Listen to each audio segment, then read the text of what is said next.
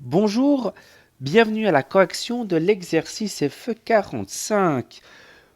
L'énoncé vous dit que le système suivant est à l'équilibre.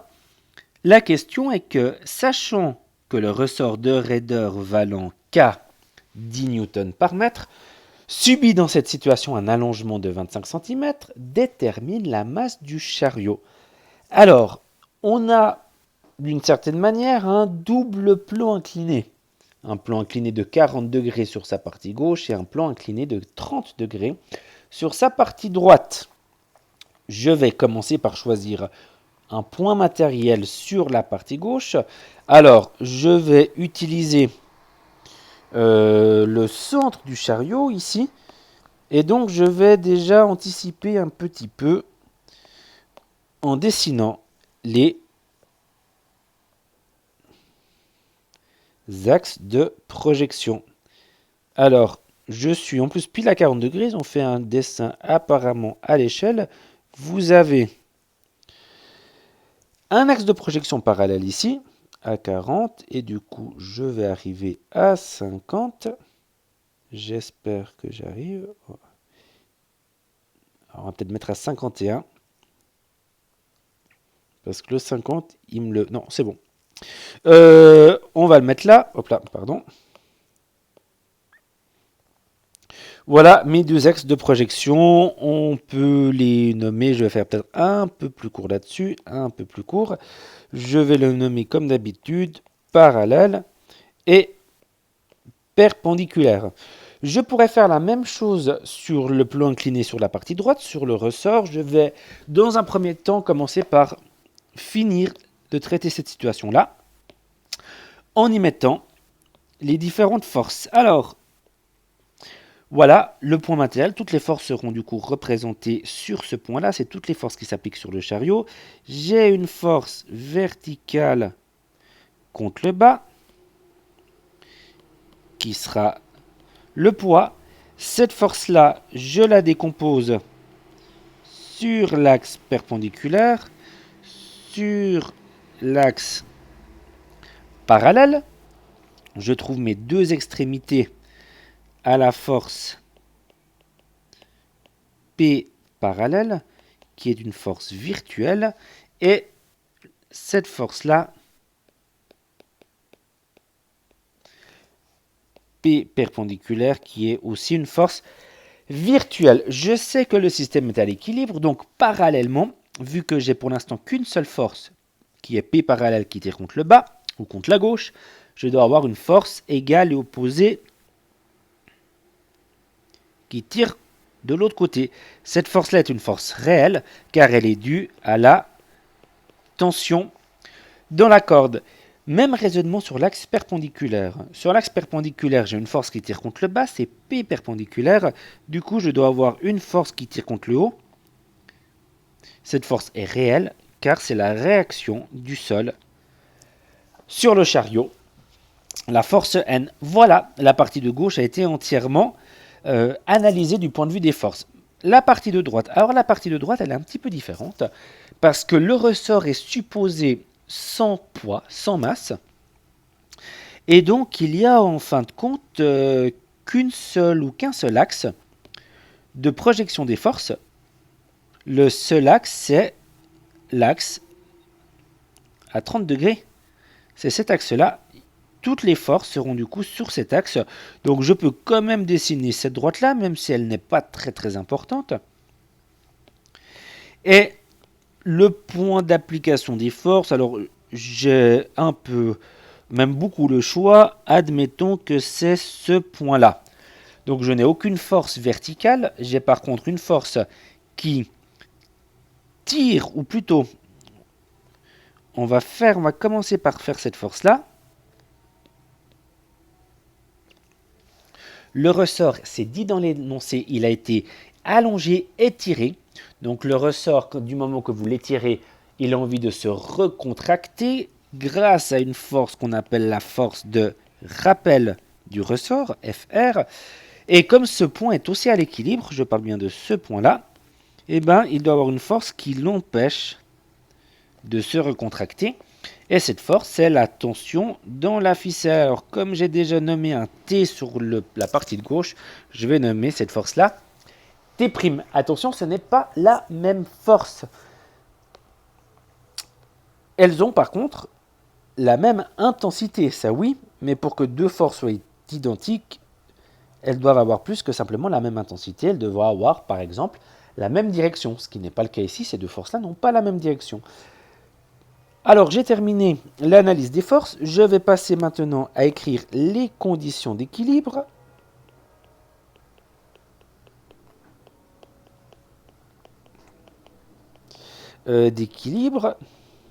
Voilà. Alors, sur la partie de gauche, j'ai que, sur l'axe parallèle, j'ai que T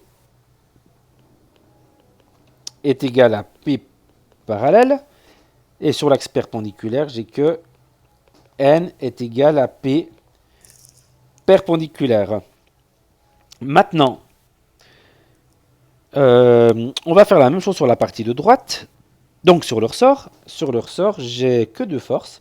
J'ai T' est égal à FR. Voilà. Ça c'est sur l'axe parallèle. Ça c'est sur l'axe perpendiculaire. Et ça c'est sur le ressort. Je vais développer ces projections-là. Du moment que je vois des parallèles et des perpendiculaires, je peux utiliser de la trigonométrie. L'axe, l'angle du plan incliné, donc l'angle de 40 degrés.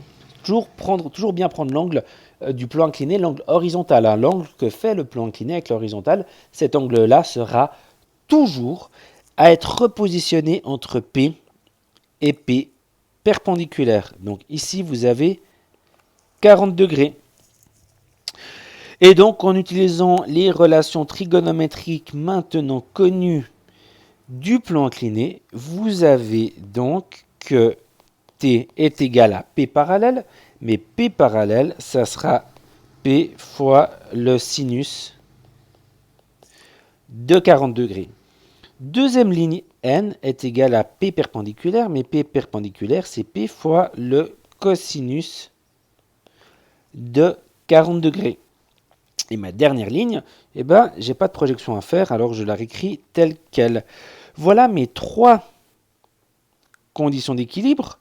Donc ces formules-là sont vraies si le système est à l'équilibre, ce qui est le cas. Donc je peux les utiliser. Et je vais rajouter en dessous une formule qui va m'être utile, c'est que FR est égal à la raideur K fois delta D. Et normalement, avec ça, je dois être capable de résoudre l'exercice. Alors, je vais regarder ce que j'ai. Donc, on me donne l'angle de 40 degrés. Donc, oui, il est là, il est là. On me donne la raideur K. On me donne l'allongement delta D. Donc, grâce à K et delta D, je peux calculer FR. Donc, je peux trouver cette valeur-là. Mais je sais que FR est égal à T'. Et là, d'ailleurs, je suis bloqué. Parce que je devrais rajouter une autre formule en dessous. T est égal à T'. Les ficelles transmettent les forces. Donc comme j'ai mon T' ici, je sais que c'est la même chose que ce T. Et du coup, le T, je le retrouve ici. Et en utilisant cette première ligne, je peux calculer mon P. Et du moment que j'ai trouvé le poids, j'ai pu répondre à la question parce que en le divisant par 10, je trouve la masse du chariot. Voilà, je vais effacer ces petits traits bleus et on va passer... pardon, ça je ne vais pas effacer. Alors je vais faire comme ça et on va passer à la résolution de l'exercice. Je numérote les différentes formules. 1, 2, 3, 4, 5. Et j'avais commencé par utiliser la formule numéro 4. Alors je vais utiliser la formule numéro 4 qui me dit que FR est égal à K fois delta D, donc à 10 fois. Alors attention, on ne va pas écrire 25 parce que 25 est donné en centimètres et la raideur K est donnée en newton par mètre. Donc on va transformer les 25 cm en mètres et ça fait du coup 0,25 et donc 2,5 newtons. Et bien, cette chose-là est égale à T' grâce à la formule 3. Ce T' est égal à T grâce à la formule 5.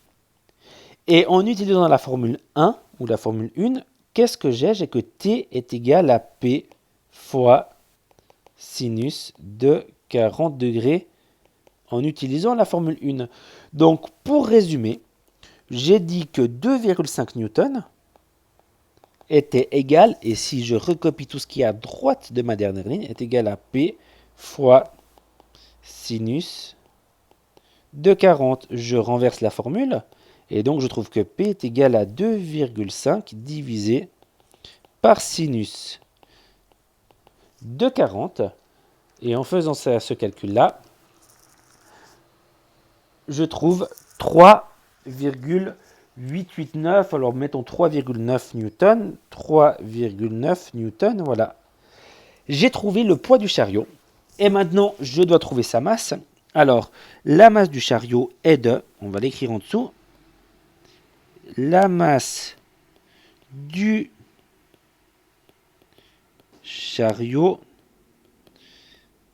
est de, j'ai l'impression que c'est un tout petit peu serré. Alors, est-ce que je peux un tout petit peu décaler? On va faire comme ça. Bah, la masse du chariot, c'est égal à son poids. Donc, 3,9 divisé par 10. Alors, ça fait 0,39 kg. Et je préfère avoir en grammes. Alors, en grammes, je vais l'arrondir au gramme près.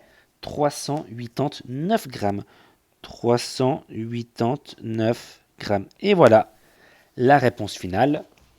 D'ailleurs, au passage, on peut noter que cet angle de 30 degrés nous est absolument inutile. Ok, merci beaucoup. Au revoir.